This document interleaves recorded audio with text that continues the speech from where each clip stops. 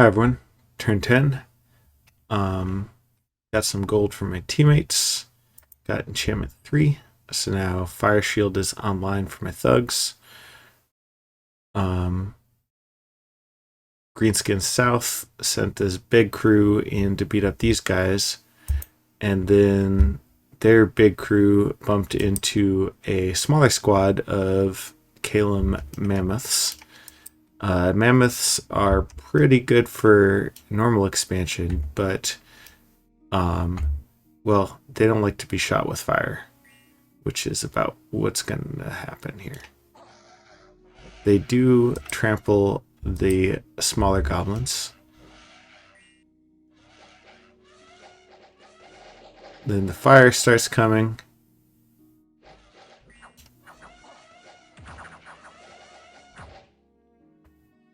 Orc Biggins making contact. Mammoth getting shot. Here is the commander. And the mammoths are suddenly very unhappy.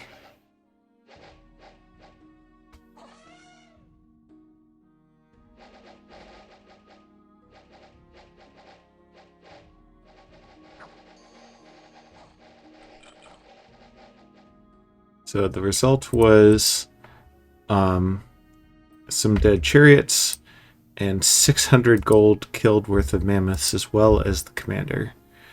A big pickup for my partner.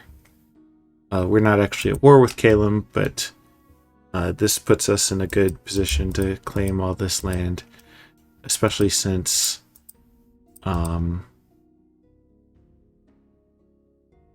Muspelheim here is not on the same team as Kalem. Let's go ahead and see who they are. Muspelheim, Oops All Fire, Nehekara, and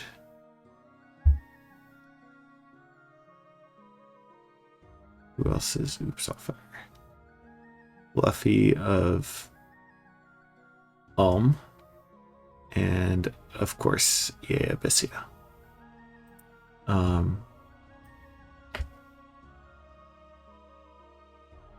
Abyssia is still kind of meh, in my opinion. But they've definitely got some strong partners to go with them. And Ulm is a great credit to any team, especially a 4-player one. All this to say that Kalem probably has their hands full, so they're not going to be pushing forward too far from here.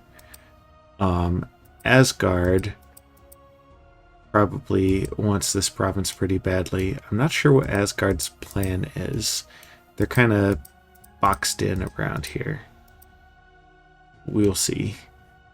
We do want to keep Asgard as an ally, just because they form a nice buffer between us and the rest of the world, and we want to keep it that way. Over here is Ogre Kingdoms. I believe, yeah, Ogre Kingdoms. Ogre Kingdoms is teammates with Kalem, which is kind of weird. So if Kalem's over here and Ogre Kingdoms is over here, I don't know exactly how they connected. I don't see like a portal or something connecting them. I don't know if I guess I just don't know how this happened. But we will want to find where the rest of Ogre Kingdoms are. Over here is Marcane, which is they're kind of similar to Ind, but outside of Dominion, all of their troops turn evil, so they're pretty cool. In any case, my partner picked up this nice choke point here, and we'll kind of stay from there.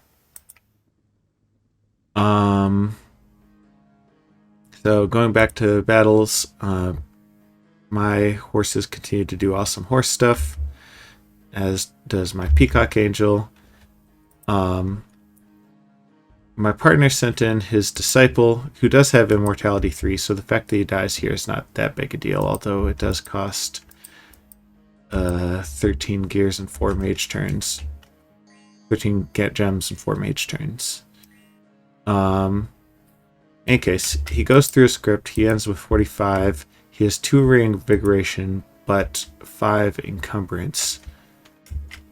And that is ultimately going to be his downfall, because he regenerates and kind of hangs in there, poking at people for a while. His defense gets harassed down to 0, which is what it is. But the problem is he has nothing to disable these guys other than repel. And he just starts getting critted. And eventually the crits add up. Wow, you just heard my dog shaking. The crits add up. Chest wound does not help. He bleeds, and he dies. So that's annoying. Like I said, not the end of the world. He can revive in 3 turns, but it is annoying. And then Greenskin's north, going and beating up these guys. I didn't actually realize those Greenskins north, not south. But either way, this is, as I mentioned earlier, a good pickup. Events. I need to send an Air 2 over here. There's an interesting event line that leads to me getting hundreds of gold at least, potentially more. Picked up some earth gems, picked up these goodies, and got a vampire. So this is definitely a very nice pickup. He's immortal. He comes with some free gems, and he can go and search up all this land for more stuff. Finished our fortress over here, although we still don't have a temple, and promoted some legionnaires over here. Overall, just continuing to yeah, let's leave one of those at home so that we can get more PD over here. But we're starting to meet people, we're starting to run out of expansion space, and things are starting to get interesting. We did encounter Arcania over here. They are teammates with Chassos and the Rocks. So that will probably get ugly before too long. Let's go ahead and look at Arcania real quick. There's Arcania. They really like Magic 3, which these guys definitely picked. Let's go ahead and see. So there's this slave serf that's just really cheap to mass. Really cheap to mass. He can't actually do anything, but hey, for 3 gold it's hard to complain. Star Guard, this guy is super expensive, but comes with a Moonblade and a net. And Ethereal. Don't know whether it's worth it, but you can mass Moonblades for counter thug purposes really quickly with these guys. Arcanian Rider, magic weapons, including the Alicorn. These are what we saw over here. Again, kind of pricey, but magic power 1 means that these guys are clocking in at 21 defense, which is really good.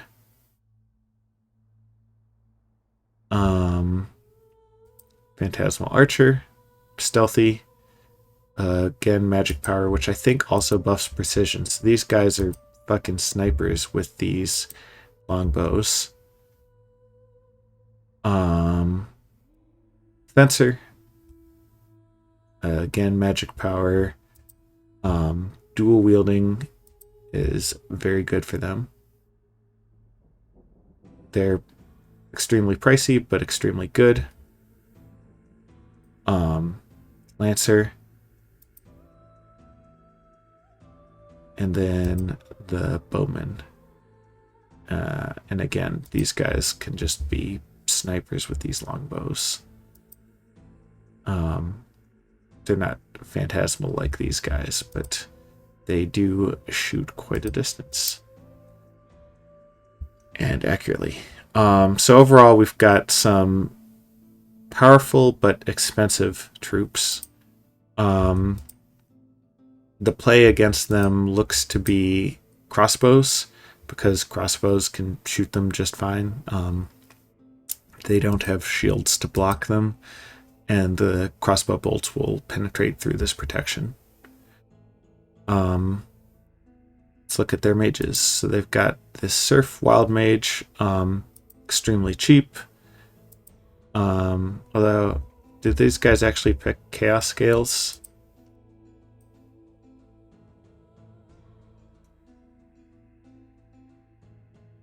We took Chaos Scales. I don't think that they did. Alright, let's go back to look at those guys again. These are Foreign Wreck. Here's a Star Magician. This guy is expensive as balls, but he is a ready-made thug. He's got Ethereal, he's got magic power, so it buffs him up to 16 attack, 20 defense right off the bat. There is a high chance that he can cast either Iron Skin or Soul Vortex, although Soul Vortex won't be happening for a while with slow research. Here's Crystal Champion. This guy is also quite pricey. He has Forge bonus, which is, I don't know if you want to spend 300 gold just to forge. But otherwise, a ready-made thug as well. Cap only. Phantasmal Hunter is also cap only. He is a assassin, and he's damn good at it, although he's very pricey for that role. But it's very easy to make this unit unstoppable in assassination combat.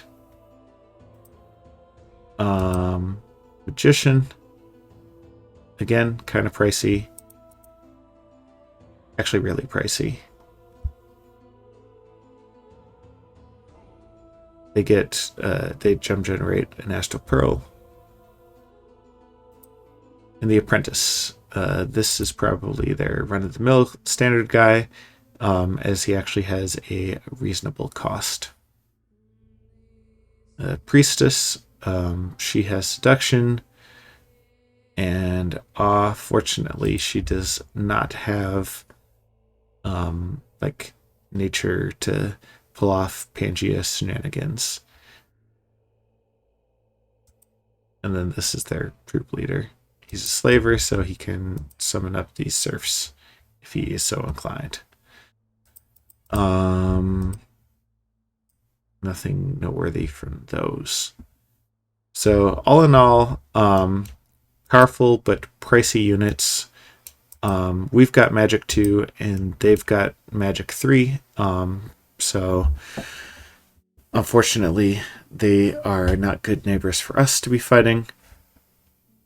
But we should be able to beat them in a cost-effective manner by just blasting them with crossbows and fire arrows, since ours are just much cheaper than theirs.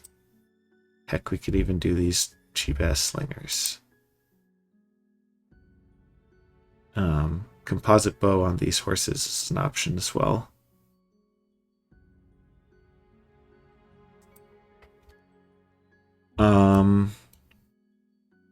We got reached out to from Sargassia, I think it was Sargassia, who is interested in teaming up to fight these guys, which we're interested in teaming up with them. So that could definitely be a beautiful partnership. All right, I think that covers it for this turn. So lots of scheming and planning and growing, and we will see where things go. I will see you on turn 11.